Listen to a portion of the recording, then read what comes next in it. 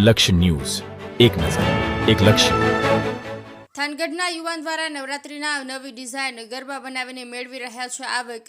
નવરાત્રિ એટલે માની ભક્તિ તેમજ આરાધના કરવા માટેનો પર્વ. નવરાત્રિ માટે માટીના ગરબા રાજ્યના વિવિધ જિલ્લાઓમાં અહીંયાથી લોકો લઈ જાય છે. સમગ્ર દેશમાં નવરાત્રિ પર્વનું અનેરું મહત્વ હોય છે, ત્યારે ગુજરાતમાં નવરાત્રિનું મહત્વ કંઈક અલગ જ છે. નવરાત્રિ શરૂ થવાના મહિના અગાઉ જ આ પર્વ માટેની અલગ અલગ તૈયારીઓ કરવામાં આવે છે. આ તહેવારમાં યુવાનો અને યુવતીઓ ગરબે રમે છે. ઘણા લોકો ઘરની અંદર માતાજીનો ગરબો પણ લે છે અને તેનું સ્થાપન કરે છે, સાથે અનુષ્ઠાન પણ કરતા હોય છે. આ પર્વ હિન્દુઓ માટે મહત્વનો છે. થાનમાં રહેતા મહેન્દ્રભાઈ છેલ્લા 10 વર્ષથી ગરબા બનાવે છે, જેમાં અલગ અલગ ડિઝાઇન તેમજ ગરબાને પેઇન્ટ કરીને રંગ કરવો, તેને ડિઝાઇન કરવી, તેને ફિનિશિંગ કરવું, તે બધું જ કામ કરે છે. તેનું વેચાણ પણ કરે છે. આ ગરબો 3 ઇંચથી લઈને 12 ઇંચ સુધીના ગરબા બનાવે છે. આ ગરબાની કિંમત 50 રૂપિયાથી લઈને 200 રૂપિયા સુધીની હોય છે. એક ગરબાને સંપૂર્ણ તૈયાર કરતાં 35થી 40 મિનિટ જેટલો સમય લાગે છે. ગરબા બનાવવા માટે આવતા કારીગરોને આ ગરબા બનાવીને સારી આવક મેળવી રહ્યા છે. નવરાત્રિની સિઝનમાં 1 લાખ જેટલા ગરબા બનાવીને તેનું વેચાણ પણ કરે છે. ઉલ્લેખનીય છે કે આ ગરબા રાજ્યના વિવિધ જિલ્લામાં પણ જાય છે. નવરાત્રિના 9 દિવસમાં ઘણા લોકો આ ગરબો ઘરની અંદર સ્થાપન કરે છે, તેમજ શેરીની ગરબી તેમજ મંદિરમાં પણ આ ગરબો મૂકવામાં આવે છે. ગરબાનું પણ મહત્વ છે કે હાલ ડીજે અને પાર્ટી પ્લોટના યુગમાં આવા ગરબાનું વેચાણ ઓછું થયું છે, પણ ગ્રામ્ય વિસ્તારોની ગરબીમાં તેમજ મંદિરોમાં આ ગરબા લોકો લેતા હોય છે. બ્રિજેશ ત્રિવેદી, સુરેન્દ્રનગર. મારું નામ મહેન્દ્રભાઈ ટાકસભાઈ અંદોદરિયા, થાનગઢનો રહેવાસી છું. હું છેલ્લા 7-8 વર્ષથી આ ગરબા બનાવી છે. અંદાજે 3-4 મહિના અગાઉ તૈયારી કરતા હોય, રંગ રોગાન કરીએ, અંદાજિત તેને 3 કલાકનો સમય લાગતો હોય. અને ઓલ ગુજરાતમાં ગરબાનું વેચાણ હોય છે, નાની મોટી સાઇઝ હોય અલગ અલગ, અને દરેક જગ્યાએ ગુજરાતમાં ગરબાનું વેચાણ હોય છે.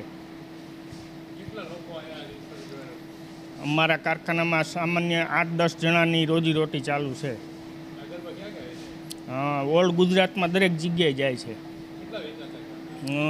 દરેક સિઝનમાં 8થી 10,000 પીસ અમે બનાવીને વેચી છીએ. ગરબાની કિંમત અંદાજિત નાની મોટી સાઇઝ ઉપર હોય, 25 રૂપિયાથી લઈને 35-40 રૂપિયા લગીની કિંમત હોય, 50 રૂપિયા લગીની હોય છે.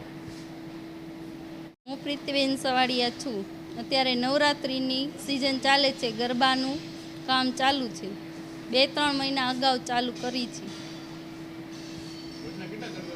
40 ગરબા પેઇન્ટિંગ કામ કરી છે.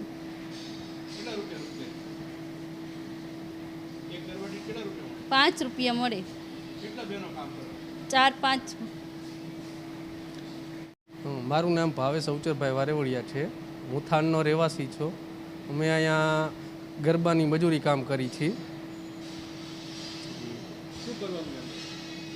ગરબાનું પેઇન્ટિંગનું કામ કરી છીએ, નાના મોટું બીજું કામ કરી છીએ.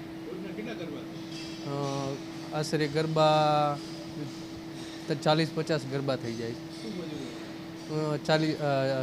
4-5 રૂપિયા ગરબે મજૂરી મળે છે. 200-250 રૂપિયા દાડી દિવસનું કામ થાય છે. 8-10 માણસ કામ કરે છે.